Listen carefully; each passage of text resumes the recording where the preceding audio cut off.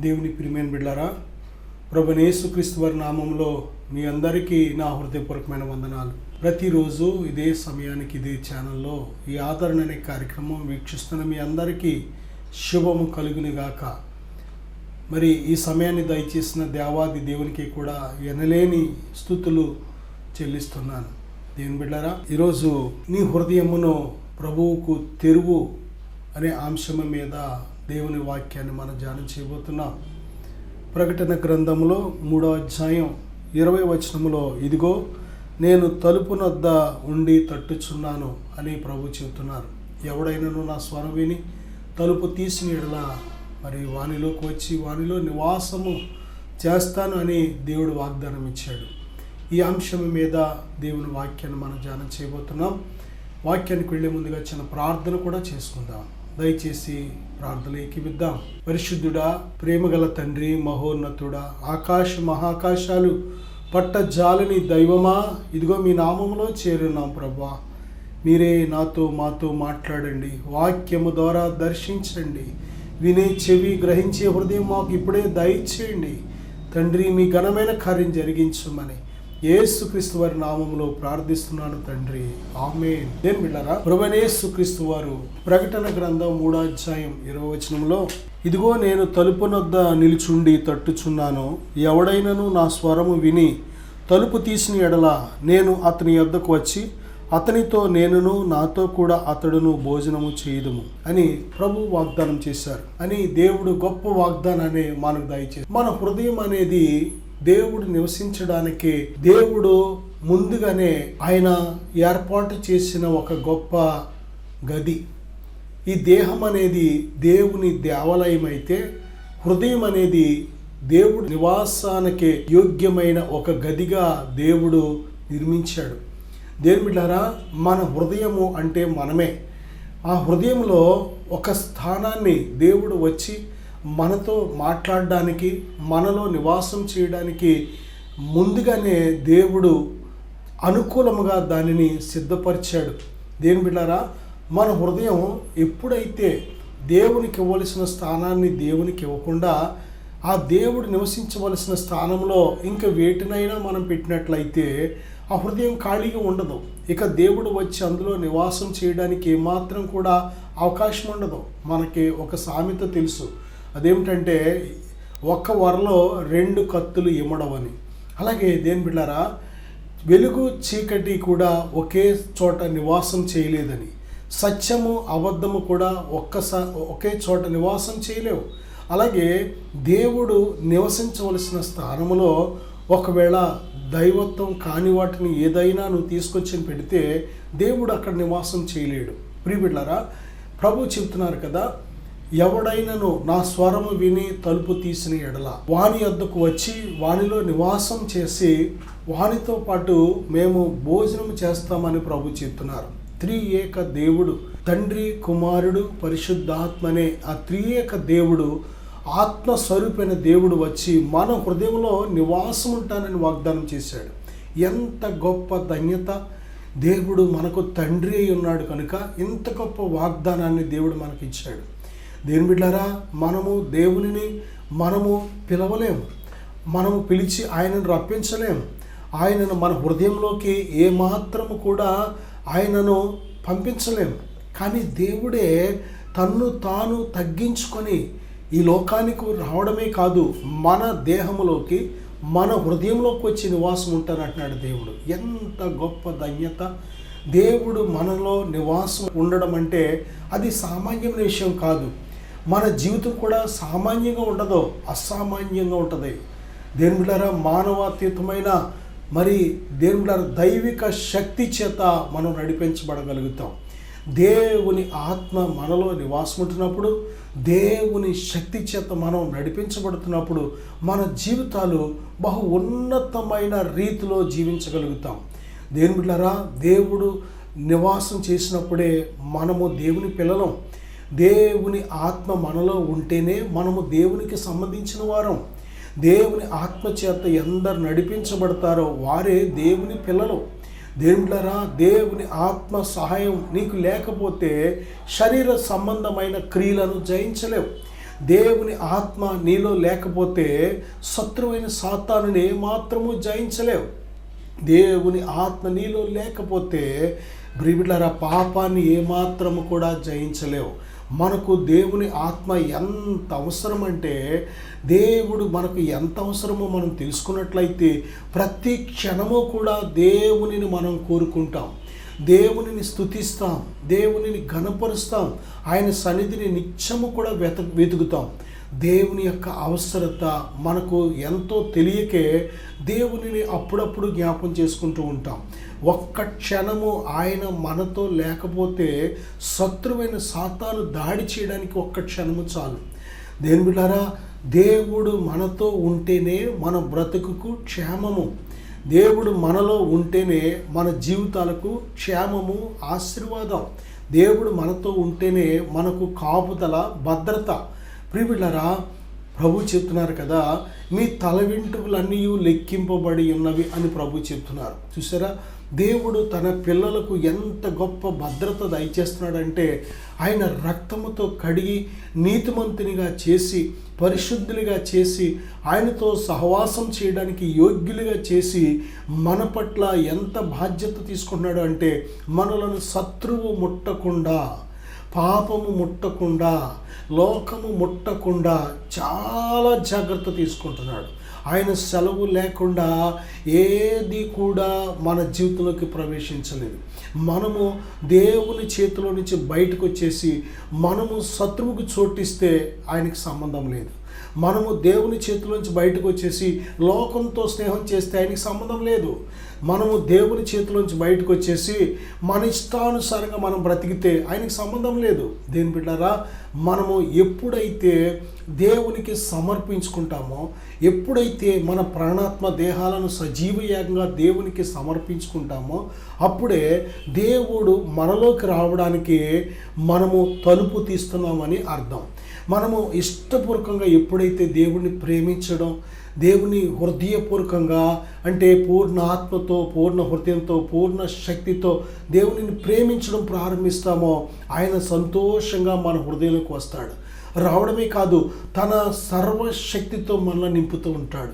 మానవాతీతమైన ఆయన దైవిక శక్తితో మనల్ని నింపి బలవంతులుగా చేస్తాడు. దేని బిడ్డారా, కాబట్టి దేవుడు మనలో ఉంటేనే మనకు ఆశీర్వాదం.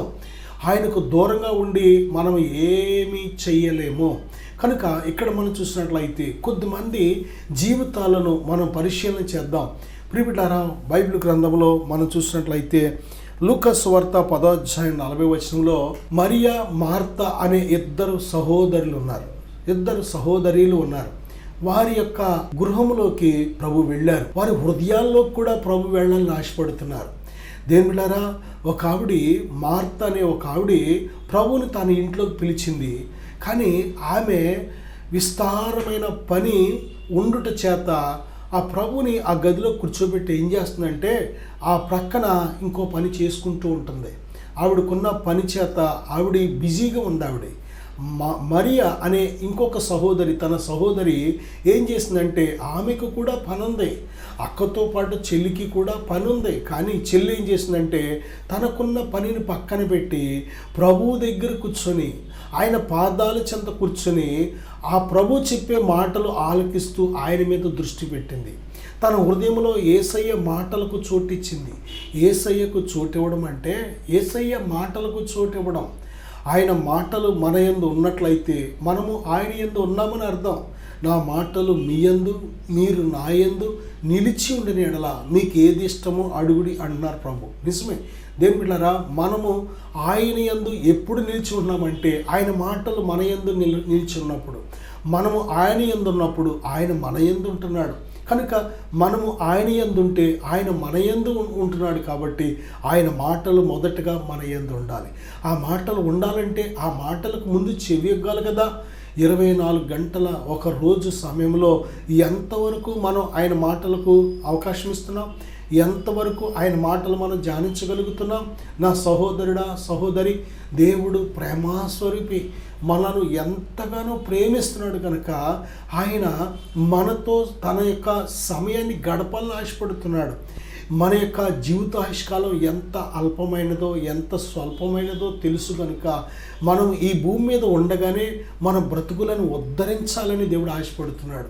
మన యొక్క జీవితాల్లో గొప్ప గొప్ప మేలులతో నింపి మనల్ని సంతోషపరచాలని దేవుడు ఆశపడుతున్నాడు.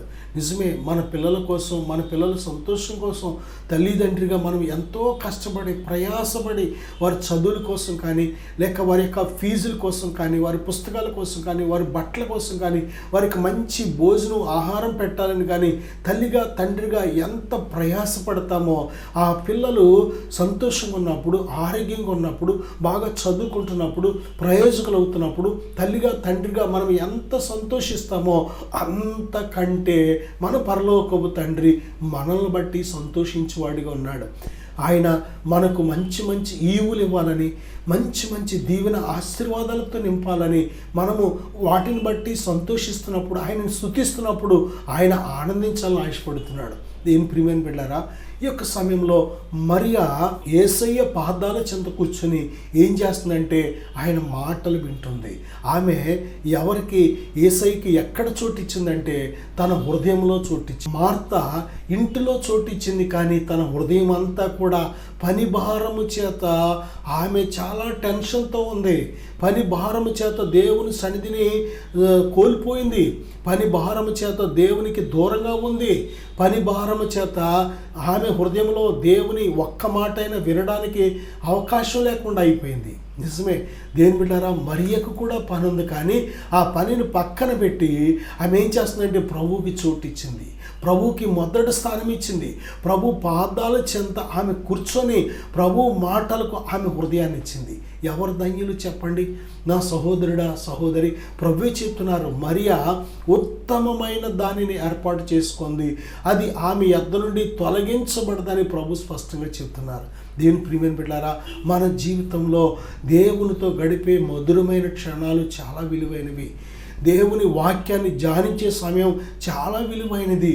నిజంగా ఎంత అల్పులమో తెలుసా మనం? కొంతసేపు కనబడి అంతలో మాయమైపోయి ఆవిరి వంటి వారం. దీని బిడ్డ, నిజమే, ఈ విలువైన సమయం దేవునితో పాటు కూడా గడపడానికి తప్పనిసరిగా మనం కేటాయించాలి.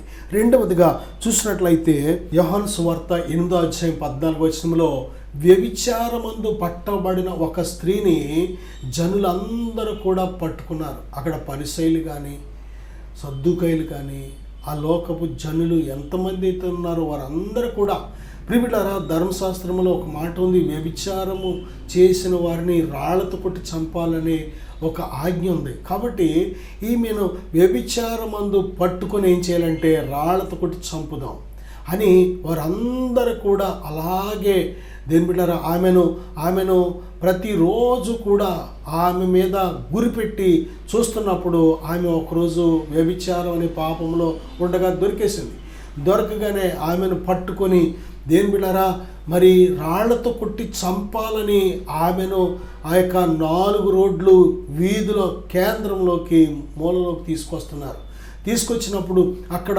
ప్రభువు దగ్గరికి తీసుకొచ్చి దేని బిడ్డలారా ప్రభువును కూడా అడుగుతున్నారు. ఇదిగో వ్యభిచారం చేసిన వాళ్ళు రాళ్లతో కొట్టి చంపబడని ఉంది, రాళ్లతో కొట్టి చంపమని ఉంది, కాబట్టి నువ్వేమి సెలవిస్తావని ప్రభుని అడిగినప్పుడు ప్రభు చెప్పిన మాట ఏంటో తెలుసా? మీలో పాపము లేనివాడు మొదట ఆమె మీద రాయి వేయండి. దేని బిడ్డలారా, వెంటనే వారందరూ కూడా అక్కడ వారి మనస్సాక్షులు వారిని గద్దించినాయి కనుక వారి చేతుల్లో ఉన్న రాళ్ళన్నీ కూడా అక్కడే పడేసి, నేను యోగ్యుడను కాను, నేను యోగ్యురాలు కాను, నేను కూడా ఒకప్పుడు అలాంటి పాపిని అని వారందరూ మనస్సాక్షులు గద్దింపగా ఆ రాళ్ళన్నీ అక్కడే పడేసి వెళ్ళిపోయారు. ఇక ఎవ్వరు కూడా లేరు. ప్రభువైన యేసుక్రీస్తు వారు ఆమెను అడుగుతున్నారు, అమ్మా ఎవరు నీకు శిక్ష విధింపలేదా అని అడిగితే లేదు ప్రభు అంటుంది. అంతేకాదు ప్రభు ఏమన్నారు తెలుసా? నేనును నీకు శిక్ష విధింపను, అయితే ఇకను పాపము చెయ్యకము. చూడండి, పాపము చేత పట్టబడిన ఈ వ్యభిచారి మరి ఆమె ఆ యొక్క పాపాన్ని బట్టి చనిపోవాలి, అక్కడ మనుషుల చేతిలో శిక్షకు లోనైపోవాలి. కానీ ప్రభువైన యేసుక్రీస్తు వారు ఆ శిక్ష నుండి తప్పించి ఆమెకు ఒక అవకాశం ఇచ్చారు. దేని బిడ్డారా, ఇప్పుడు మళ్ళీ ఆ వ్యభిచారం అనే పాప బ్రతకాలా లేక ప్రభు కోసం బ్రతకాలా? ఎవరి కోసం బ్రతకాలి? భూమి మీద దేని బిడ్డలారా, మరి మనుషులు పట్టుకోలేనంత వరకు చాలామంది వారి యొక్క పాపపు జీవితం కొనసాగించబడుతూ ఉంటుంది. కానీ ఆ యొక్క పాపపు జీవితం బహిర్గతమైనప్పుడు ఇంక వారు భయపడి మానేస్తూ ఉంటారు. చాలామంది మనుషులకు కానీ, అధికారులకు కానీ, పోలీసు వారికి కానీ, సమాజానికి దొరకకుండానే చాలా రహస్యంగా పాపపు జీవితాన్ని కొనసాగిస్తూ ఉంటారు. బయటికి మనకు కనబడే ఆ యొక్క వ్యభిచారులు చాలా తక్కువ. బయటికి కనబడే వ్యభిచారులు, ప్రొఫెషనల్గా ఉండేవాళ్ళు చాలా తక్కువ. కానీ రహస్యముగా జరుగుతున్న వ్యభిచారం ఎక్కువ, రహస్యముగా జరుగుతున్న అక్రమ సంబంధాలు ఎక్కువ. నా సహోదరుడా, సహోదరి, ఇప్పుడు ఒక ప్రశ్న నీ ముందు, 2 ఆప్షన్స్ దేవుడు పెట్టాడు. ఒకటి, మనుషులకు భయపడి పాపం మానివేయడం కంటే, పాపము చేసి దేవుని శిక్షకు గురయ్యే కంటే దేవునికి భయపడి పాపం మానేయడం ఉత్తమము. దేని బిడ్డారా, దేవుడు నీ హృదయంలోకి రావాలి అంటే, దేవుడు నీ హృదయంలో నివాసం ఉండాలి అంటే, నీకు దేవునికి చోటు ఇవ్వడానికి మనసిస్తున్నావా లేక పాపము చేయడానికి మనసిస్తున్నావా? ఆమె ఇప్పటి వరకు కూడా దేవునికి చోటు ఇవ్వడానికి ఏమడ్డొచ్చిందంటే, వ్యభిచారం అనే పాపం అడ్డొచ్చింది. కాబట్టి ప్రభువారికి ఏమాత్రం చోటు ఇవ్వలేకపోయింది. ప్రభువారు ఎప్పుడైతే తనను మరణశిక్ష నుండి తప్పించారో, ఇప్పుడు తను ఒక నిర్ణయం చేయాలి. దేని బిడ్డ, ఇక్కడి నుంచి రహస్యంగానైనా పాపం చేద్దామా లేక పాపాన్ని పూర్తిగా విడిచిపెట్టి ప్రభు కోసం బ్రతుకుదామా, ప్రభు సాక్షిగా బ్రతుకుదామా అని ఒక తీర్మానం చేయాలి. దేని బిడ్డారా, ప్రభు చెప్పారు, నేను నీకు శిక్ష విధింపను, అయితే ఇకను పాపము చేయకము. మానవ జీవితంలో 2 ఘట్టాలు. దేని బిడ్డారా, నిజమే, తెలియక ఇంతకాలం నీ జీవితంలో ఎటువంటి పాపాన్ని కొనసాగించేవో, కానీ ఎప్పుడైనా సరే ప్రభు చెప్తున్నది ఏంటంటే, ఇక నుంచి పాపము చేయొద్దు, ఈ క్షణం నుంచి ఇక పాపం చేయొద్దు. మనిషి మారడానికి ఏదో రోజు వస్తుంది, ఏదో సంవత్సరం వస్తుంది, ఏదో నెల వస్తుంది, ఏదో నాకు ఒక గడియ వస్తుందో, ఒక సమయం వస్తుందో, టర్నింగ్ పాయింట్ వస్తుంది అని అనేకులు చాలా ఒక సమయం కోసం ఎదురు చూస్తూ ఉంటారు. భవిష్యత్తు అనేది ఎప్పటికీ కూడా నీది కాదు. రేపు ఏమి సంభవించునో నీకు తెలియదు. గడిచిపోయిన కాలం అనేది, పాస్ట్ టెన్స్ అనేది ఎప్పటికీ మళ్ళీ రాదు. గతించిన కాలంలో దేవుని యందు భయభక్తులు లేకుండా బ్రతికాం, దేవుడు తెలియకుండానే బ్రతికాం, దేవునికి విరోధంగా బ్రతికాం, దేవుని మీద తిరుగుబాటు చేసి బ్రతికాం. ఇప్పుడు దేని బిడ్డారా, ఆ గడిచిపోయిన కాలం, వ్యర్థమైపోయిన కాలం కోసం ఎంత బాధపడినా సరే మళ్ళీ రాదు. దేవుడు అలాగని అంతకుముందు నువ్వు అలా బ్రతికావు, ఇలా బ్రతికావు, ఇక నువ్వు నాకు అక్కర్లేదు అని అనట్లేదు దేవుడు. ఇప్పుడైనా సరే మన బ్రతుకును మనం బాగు చేసుకోవడానికి, మన మనస్సును మార్చుకొని దేవుని యందు భయభక్తులు కలిగి మరి మనం బ్రతకడానికి కానీ ఇష్టపడినట్లయితే ఇదే రక్షణ దినం, ఇదే అనుకూలమైన సమయం. నా సహోదరుడా, దేని బిడ్డ, ఏదో రోజు కోసం ఎదురు చూడడం కాదు, ఇదే మంచి రోజు, ఇదే అనుకూలమైన సమయం. ఏదో సమయం వస్తుందని ఎప్పుడు ఎదురు చూడొద్దు, ఇదే అనుకూలమైన సమయం. నేడు అనబడే సమయమే అనుకూలమైన సమయం. ఆ పాపాత్మురాలు ఒకవేళ ఇంకొక నెల రోజులు జీవిస్తాను ప్రభువా, లేక ఇంకొక సంవత్సరం ఎలా బ్రతుకుదాం అనుకుంటే ఆమె ఎప్పటికీ రక్షించబడలేదు. దేని ప్రియమైన బిడ్డారా, భవిష్యత్తులో చాలామంది జనవరి నుంచి మారుతాను, లేక ఫిబ్రవరి నుంచి మానేస్తాను, లేకపోతే మే నెల నుంచి మానేస్తాను, లేకపోతే డిసెంబర్ నెల నుంచి మానేస్తాను, లేకపోతే పిల్లలకి పెళ్ళయిన తర్వాత మానేస్తాను, లేకపోతే అప్పులు తీరిపోయిన తర్వాత మారిపోతాను, లేకపోతే ఒంట్లో బాగున్న తర్వాత మారిపోతాను, లేకపోతే డబ్బులు చేతికి వచ్చిన తర్వాత మానేస్తాను. రకరకాలుగా పోస్ట్ పోన్ చేసుకుంటూ ఉంటాం. దేని బిడ్డారా, టర్నింగ్ పాయింట్ అంటే ఈరోజే. దేని బిడ్డారా, నీవు తీసుకునే తీర్మానం, నువ్వు తీసుకునే నిర్ణయాన్ని బట్టే నీ జీవితం ఆధారపడి ఉంటుంది. దేవుడు ఎన్ని మంచి గడియలు దేవుడు నీకు ఇచ్చాడు. గతించిన కాలంలో ఎంత మంచి సమయాలు దాటిపోనియో నిన్ను, ఎంత మంచి గడియలు దాటిపోనియో నిన్ను. దేని బిడ్డారా, మంచి మంచి అవకాశాలు దేవుడు నీకు ఇచ్చాడు, నువ్వే వాటిని గ్రహించలేదు. రేపు ఏమి జరుగుద్దో మనకు తెలియదు కనుక, రేపు మనది కాదు కనుక, కొంతసేపు కనబడే అంతలో మాయమైపోయే ఆవిరి వంటి వారము కనుక, నేడు అనబడే సమయం ఉన్నప్పుడే ఆ పాపాన్ని విడిచిపెట్టాయి. దేని బిడ్డ, ఆ పాపాత్మురాలు ఏ క్షణమైతే దేవుడు అవకాశం ఇచ్చాడో, నేను నిన్ను శిక్షించను, ఇక నుంచి పాపము చేయకని ప్రభు ఇచ్చిన అవకాశాన్ని వినియోగించుకొని ఆ క్షణము నుండి చచ్చే వరకు ఆమె ప్రభు కోసం జీవించింది. నా సహోదరుడా, ఇందాక మొదటగా చూసాం, మార్త విస్తారమైన పని పెట్టుకుంది. మరి అయితే మరి ఆ పనిని పక్కన పెట్టి ప్రభు పాదాల చెంత కూర్చుని ప్రభువుకి హృదయం ఇచ్చింది. నా సహోదరుడా, బ్రతికినంతకాలం పనులుంటాయి, బ్రతికినంతకాలం పనులుంటాయి. ఈ భూమి మీద పని ఎప్పుడూ ఉంటుంది, కానీ పని చేయడానికి మనం ఉండం, పని చేసే మనం ఉండం. కొన్నిసార్లు పని చేయడానికి మనం ఉంటాం, కానీ పని చేసే శక్తి, ఓపిక మనలో ఉండదు. బలహీనులు మనం. ఎంత బలహీనమో తెలుసా? మట్టి కొండకైనా బలం ఉంటుందేమో, కానీ మన బలమంతా కూడా మట్టి వంటిది. నా సహోదరుడా, సహోదరి, వృద్ధాప్యంకి వచ్చేటప్పటికి ఇంకా బలహీనమైపోతూ ఉంటాం. మన దేహాన్ని మనమే మొయ్యలేం, మన నడక మనమే నడవలేం, మన మంచినీళ్ళు మనమే తాగలేం. ఎంత బలహీనంగా ఈ ఘట్టం ఉంటుందో తెలుసా? దేని బిడ్డారా, ఒంట్లో బలం ఉన్నంతసేపు మరి చాలాసార్లు దేవునికి లోబడం. పని పని పని పని పని అనుకుంటూ, ఉద్యోగం అనుకుంటూ, వ్యాపారం అనుకుంటూ, అది అనుకుంటూ, ఇది అనుకుంటూ పరుగులు పెడుతూ ఉంటాం. బలమంతా అయిపోయిన తర్వాత, లేకపోతే ప్రాణము పోయిన తర్వాత ఏడ్చిన మొత్తుకున్న ప్రయోజనం ఉండదు. అందుకే సమయం ఉండగానే నీ హృదయం అనే తలుపును ప్రభువుకు తెరువు. ప్రభు నీ హృదయంలోకి ఆహ్వానించు. దేవుడా, రెండవదిగా ఆ పాపాత్మురాలు ఒక నిర్ణయం చేయాలి. ఇప్పుడు యేసయ్యకు హృదయం ఇవ్వాలా, లేక మళ్ళీ పాపపు జీవితానికి హృదయం ఇవ్వాలా అని ఆలోచన చేసినప్పుడు ఆమె యేసయ్యకు చోటిచ్చింది. తన పాపపు జీవితానికి అసహించుకొని ప్రభు కోసం బ్రతకడానికి తీర్మానం తీసుకొని ప్రభు కోసం బ్రతికింది. మూడో వ్యక్తి కానీ మనం చూసినట్లయితే లూకా సువార్త 19:2-9 వరకు చూస్తే జక్కయ్య అనే ఒక వ్యక్తి ఉన్నాడు. ఆయన పొట్టివాడే. యేసయ్య ఎవరో చూడాలని ఆయన మరి చెట్టెక్కాడు, కానీ ప్రభువారే ఆయనను పేరు పెట్టి పిలిచి నేను నీ ఇంట ఉండవలసి ఉంది అనగానే వెంటనే తన ఇంట ప్రభువుని చేర్చుకున్నాడు. అంతేకాదు దేని బిడ్డారా, ఆయన జీవితంలో యేసుక్రీస్తు ప్రభువారు ఆయన హృదయంలోకి వెళ్లకుండా అడ్డుగా ఉంటుంది. అదేంటంటే అన్యాయం చేసి సంపాదించిన సంపాదన, అన్యాయంగా సంపాదించిన సంపాదన. చాలా గృహాల్లో, చాలామంది జీవితాల్లో యేసుక్రీస్తు ప్రభువారు వారి హృదయాల్లోకి వెళ్లకుండా ఏది అడ్డుకుంటుందంటే అన్యాయం, అన్యాయపు జీవితం. దేని బిడ్డలారా, యోబు గ్రంథంలో మనం చూసినట్లయితే, యోబు మొదటి అధ్యాయంలో మనం చూస్తే, యోబు గ్రంథం మొదటి అధ్యాయంలో మొదటి నుంచి మనం చూస్తే యోబు న్యాయవంతుడు అని ఉంది. ఇక్కడ మనం చూస్తే జక్కయ్య జీవితంలో అన్యాయస్తుడు. ఆయన ఒకప్పుడు అన్యాయస్తుడు, అన్యాయంగానే సంపాదించాడు.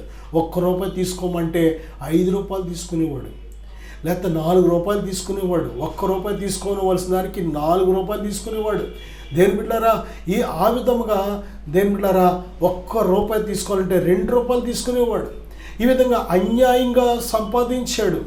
అన్యాయముగా తనకు వచ్చే జీతము కాకుండా లంచాలు తీసుకొని, లేకపోతే ఎక్కువ పెనాల్టీ వేసి, ఎక్కువ పన్ను వేసి ఆయన కట్టించుకొని ఆ విధంగా సంపాదన చాలా సంపాదించాడు. కానీ ఎప్పుడైతే ప్రభుని యేసుక్రీస్తు వారు ఆ ఇంటిలోకి వచ్చారో తన లోపల ఒక ఆలోచన చేశాడు. ఇక్కడి నుంచి ప్రభుని యేసు కోసం బ్రతకాలా, లేకపోతే మళ్ళీ అదే అన్యాయపు జీవితాన్ని జీవించాలా? అన్యాయంగా సంపాదించింది ఇంట్లో ఉంది, తన హృదయంలో ఉంది కనుక ఇక దీన్ని విడిచిపెట్టేద్దామా, లేకపోతే దాన్ని ఉంచుకొని కొనసాగిద్దామా?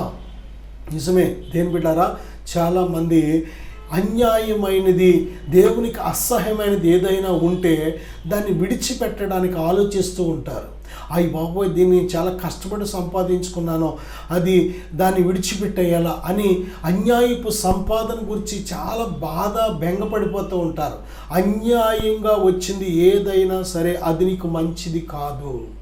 అన్యాయంగా వచ్చిన సంపద కావచ్చు, ఇల్లు కావచ్చు, స్థలము కావచ్చు, పేరు కావచ్చు, అధికారం కావచ్చు, ఏదైనా సరే అన్యాయము చేసి అన్యాయము చేతను సంపాదించిన ఏది నీకు ఆశీర్వాదము కాదు. అన్యాయం చేత సంపాదించింది ఏది వర్ధిల్లదు. అన్యాయస్తుడు ఎప్పటికైనా సరే చెడిపోతాడు. అన్యాయంగా సంపాదించింది ఏమాత్రం నీకు, నీ బిడ్డలకు, నీ తదనంతరం నీ పిల్లలకు అది మంచిది కాదు. నీతిమంతుడివై కొంచెం సంపాదించినా అది నీ పిల్లలకు ఆశీర్వాదకరంగా ఉంటుంది. నువ్వు నీతిమంతురాలుగా కొంచెమే సంపాదించినా దేని బిడ్డ అది నీ తదనంతరం నీ పిల్లలు మహా అభివృద్ధి చెందుతారు. నీ పిల్లలు చిగురిస్తారు. నీ కుటుంబం దీవించబడుతుంది.